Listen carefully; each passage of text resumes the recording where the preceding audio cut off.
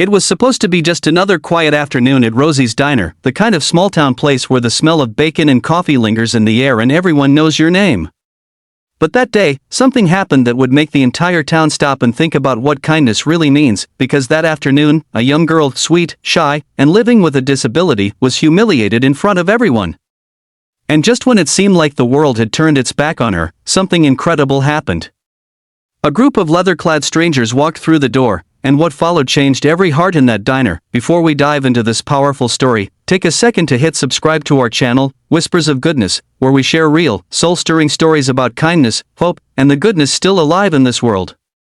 Don't forget to like, comment, and share your thoughts, because kindness spreads best when we talk about it. Rosie's Diner sat on the corner of Maple and 3rd, a small, red brick building with checkered floors and neon signs that flickered at night. It wasn't fancy, but it was cozy.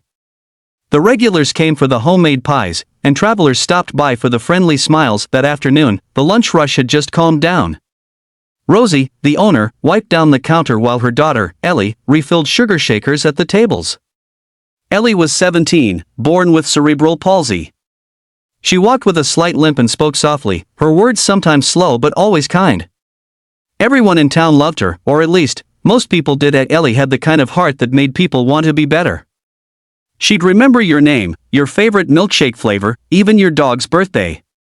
She didn't let her disability define her, she just did her best every single day. But kindness, sadly, isn't something everyone values. That day, 3 boys from the nearby high school came in. They were loud, the kind of kids who liked to be noticed, with baseball caps turned backward and trouble in their eyes. Rosie had seen them before, and something in her gut told her they were up to no good. They slid into a booth near the window, snickering and tossing straws at each other. When Ellie came over with her notepad, her smile was as gentle as ever. "Hi, welcome to Rosie's. What can I get you today?" she asked, her voice careful but bright. One of the boys smirked. "Yeah, I'll take a burger if you can remember that." The others laughed. Ellie smiled anyway and wrote down their order. "Burger," she said softly. "Got it. And for you?" Another boy leaned forward, squinting. "You talk funny. What's wrong with you?" The diner went quiet. Rosie froze behind the counter. The cook peeked out from the kitchen. Ellie's hand trembled slightly as she held her pen. "Nothing's wrong," she whispered. "I was born this way." The boys exchanged cruel grins. "Guess God messed up," one said, and before anyone could move, he reached out and slapped the notepad from her hand. It hit the floor, scattering pages everywhere. The sound was sharp, cruel, like breaking glass. Rosie rushed forward, shouting, "Hey! That's enough!" But the boys just laughed and sauntered out, pushing the door open so hard the bell clanged violently behind them. Ellie bent down, picking up the torn papers with shaky hands. Tears welled in her eyes. She tried to smile at her mom. "It's okay," she said, but her voice broke. Rosie wrapped her in a hug. "No, honey. It's not okay." The other customers sat frozen, shame creeping over their faces. No one had stepped in. No one had said a word. And that silence, that heavy, aching silence, was louder than the boys' laughter. An hour passed. Ellie had gone to the back room to calm down. Rosie stayed behind the counter, trying to keep her composure, her heart still pounding. The regulars murmured quietly, guilt mixing with anger. Then, the sound of engines filled the street outside. Deep, rumbling, powerful. Rosie looked out the window.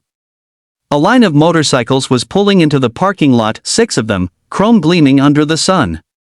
The men who rode them looked like they belonged in another world entirely. Black leather jackets, long beards, tattoos crawling up their arms. The door swung open, and the diner bell jingled. The air changed instantly. The leader, a tall man with gray in his beard and a patch on his jacket that read Guardians MC, looked around slowly. His eyes landed on Rosie. "Afternoon, ma'am," he said in a low, respectful tone. Rosie managed a small smile. "Afternoon. What can I get you?" He looked over the menu, then asked, "You Rosie?" "Yes," she said cautiously. He nodded. "We heard something happened here today. A girl got hurt?" Rosie's eyebrows shot up. "How did you?" He held up his phone. "One of our guys was outside earlier. He saw those punks leave, saw your girl crying through the window. We don't like bullies." Rosie blinked, speechless. Mind if we have a word with her? The man asked gently. Rosie hesitated, but something about his eyes, calm, steady, kind, made her nod. She's in the back. A few minutes later, Ellie came out.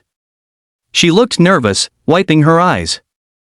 The bikers stood up as she approached, all 6 of them, forming a quiet, respectful line. The leader crouched slightly to meet her eyes. You must be Ellie, he said with a soft smile. We heard you had a rough time today. She nodded shyly. I'm okay, she whispered. He shook his head. No, sweetheart. What they did was not okay. But we're here to make it right. Then he reached into his pocket and pulled out a small, silver pin shaped like angel wings. This, he said, is what we give to people who remind us what strength looks like. We've met a lot of tough folks on the road, but you, he paused, smiling gently, you're one of the bravest. Ellie's lip trembled. Thank you, she whispered. The other bikers nodded in agreement. One of them added, don't let those cowards make you doubt yourself, kid. You shine brighter than they ever will. The diner was silent again, but this time, not from shame. From all, Rosie felt tears slip down her cheeks as Ellie pinned the angel wings onto her apron. The entire room broke into applause. Even the cook came out from the kitchen, clapping his hands, wiping his eyes. The bikers stayed for lunch, filling the diner with laughter and stories. They made sure to tip generously, and before leaving, the leader turned to Rosie. If those boys ever come back here, you call us.